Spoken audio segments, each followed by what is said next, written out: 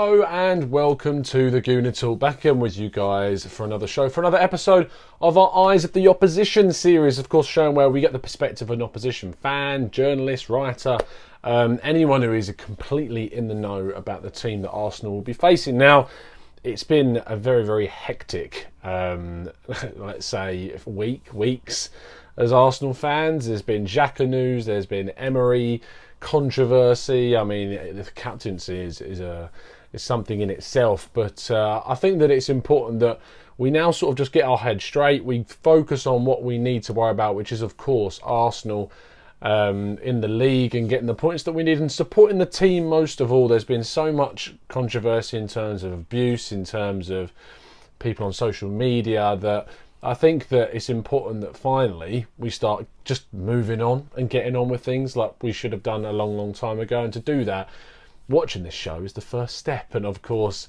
focusing on the game on Saturday, which is nice to have a game on Saturday for once, isn't it? Playing on Sundays is just a bit... You have to wait for the whole weekend. I mean, it's better than Monday, of course, but still, it's just something. At 3 o'clock as well, which is even nicer unless you can't watch it on telly, of course. That is the only downside of things. But I'm sure that as life, it will find a way, and you will find a way to watch it, I'm sure. But we're going to jump straight into the show. If you're enjoying the series, please give it a like and subscribe if you're new around here with those notifications turned on so you can tune in with some of our live shows.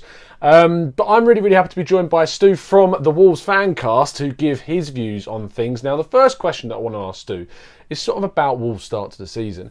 I looked upon Wolves as the team that were going to sort of challenge for the top six and be that team to sort of push Arsenal and Chelsea, United and Spurs and those four out of their comfortable positions. Now, that's not really happened this season, and Wolves have sort of had a struggling start. So I really want to sort of get the insight and find out the reasons as to why that's happened.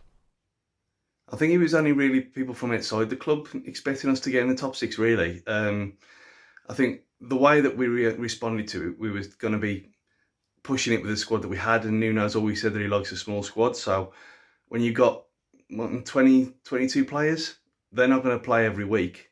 So it was always going to be kids-based, but it just turns out that we've prioritised the Europa League instead of the Premier League. So, but then again, saying that, we're only a few points away from sixth as it is. So it's still early to tell, but I mean, from our point of view, we're more than happy with how it's gone. Now, whilst the start to the season may not have been so great for Wolves this season, last season was a different story. First time promoted, not first time, but newly promoted to the Premier League after quite a long absence. And in that first season, they not only survived, they qualified for a European competition, which is crazy.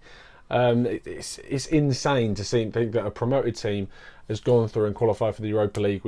I mean, you look at Nuno as being a manager of...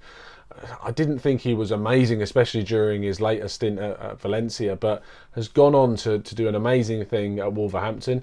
Obviously, there's other influences on the team from up high, but actually just the manager in himself and taking his team forward has been great. So, I mean, how has it been being in the Europa League, seeing your team in a European competition? It must be crazy. Tell me more. I think from the very moment that the third goal went in the FA Cup final, which kind of confirmed that we were in the Europa League, everyone was just on cloud nine. It was saying it was an achievement is the understatement of the year. It was incredible. The fact that Wolves put a GIF out, morphing the logo into the Europa League logo straight after the final whistle, says exactly how everyone was going to embrace it. And from the very start, everyone has been full on into it. I mean, the qualifiers in Ireland and then the 48 people who went to Punic, everyone's just bought into it completely. And it's been, we knew that it was going to be a kind of burden, if you could say that, on our Premier League form. But so far, it really hasn't been that badly affected, considering things. But it was just thinking Wolves in Europa League, when all from my era have grew up with pretty much Championship football, Division 1 football. It's a dream come true for everyone. It really is. Now, I mentioned about having sort of the influences elsewhere and other things going on at Wolverhampton. And there's sort of always an elephant in the room when I think of Wolves, because a certain Mr. George Mendes, who is obviously the very famous super agent, is heavily involved in the running of the club. And he's not looked upon as the best guy in football. Agents in general have a pretty bad rap, and he in particular is certainly one of the pantomime villains, as we like to put them. Now, I'm sort of interested from a Wolves perspective, a fan of a club that's doing well under his tutelage, how he's sort of viewed, what are the thoughts from the fans on him, and is he as bad as people think? I think Mr. Mendes is the pantomime villain for most football fans, to be honest, and before the Fosun thing, maybe us as well. But agents are everywhere, and Raiola with Mourinho and all that kind of thing. Everyone has relationships all over the place. Without Mendes, would Wolves have been able to attract people like João Moutinho and Rui Patricio, and before that, Neves and Jota? We got no chance. So, for our point of view, it's worked out perfectly. I mean, no rules have been broken, and there's been talk of, has his players been shifted to us with the new guys like Neto and Jordao? But both of them look promising prospects as well. So, from our point of view, so far, so good. I mean, that might turn bad in the future, but for how we are now, we're all loving it. It's brilliant.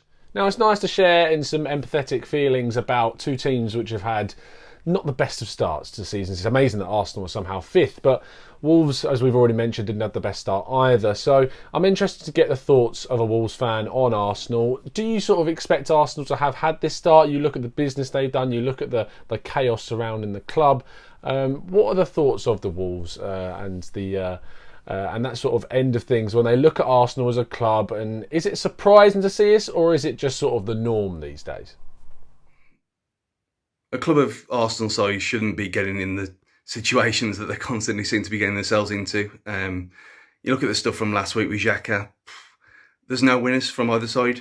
It seems to be a club at constant civil war with itself, and the fans have almost turned into a parody now with all the reactions on Twitter and everything. But still, you look at the teams, and attacking-wise, there ain't many teams better in Europe, let alone the Premier League, with the front three, front four that they have. So they're always going to be dangerous.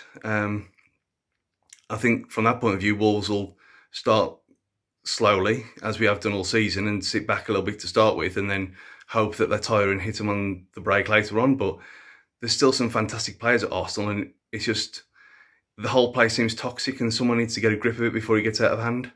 That makes sense. Now we come to the all-important final question, which, as always, is a scoreline and lineup prediction. Just give me your thoughts on the game, what you're expecting to see happen, and obviously the players which you might expect to see lining up against the Arsenal come Saturday, 3 o'clock afternoon. Because all these people that I keep speaking to, there's no fear. The fear factor has completely died at Arsenal, and it's unsurprising to see the confidence increasing in frivolence and value with every passing week. So what do you think the score is going to be, Stu?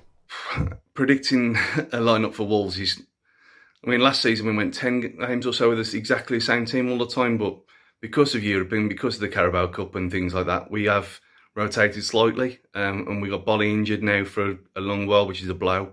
But we had a few players back last night against Villa who they might feature. They may not. Jota suspended in Europe now, so he'll play rather than play next Thursday. So I'd expect a strong lineup, maybe more akin to what we played at Man City than what we did at Newcastle, just with Bolly. But if they stick to the game plan and they don't do anything silly, then we could come away with something. We should have won there last season if the keeper hadn't been having a worldie for the entire game. But yeah, I'm quietly confident for the weekend, but it's not going to be 0-0. Let's just say that. But yeah, we'll see. I'd go score draw if I was saying now. Huge thanks to Stu for contributing this week from the Wolves Fancast. You can find them WWFC Fancast on Twitter, and you can go check out all the stuff that they're doing and their reaction to things from the Arsenal game too. But this game for me is always one that I'm not exactly excited about. Playing against Wolves have been a team like last season where they've taken 4 points from 6 last season, I believe it was, and we really struggled in that home fixture. It was a very lucky Mkhitaryan goal, I think, if my memory serves me well, which actually managed to scrape us a point in the home leg. Hopefully we can see an improvement on that. I'm going to go with a 2-1 scrappy, horrible win. You know me, always the optimist. But obviously I know a lot of people think differently. Please, in the comments, let me know what you think the score is going to be. You can follow us on Twitter at the Gooner Talk TV, and I've already said already, if you're enjoying these series, please give the show a like. Please subscribe if you're new around here with those notifications turned on. We'll see you again very, very soon. Enjoy the game. I look forward to speaking to you after with the Raw Reaction Show, and as always, up the Arsenal.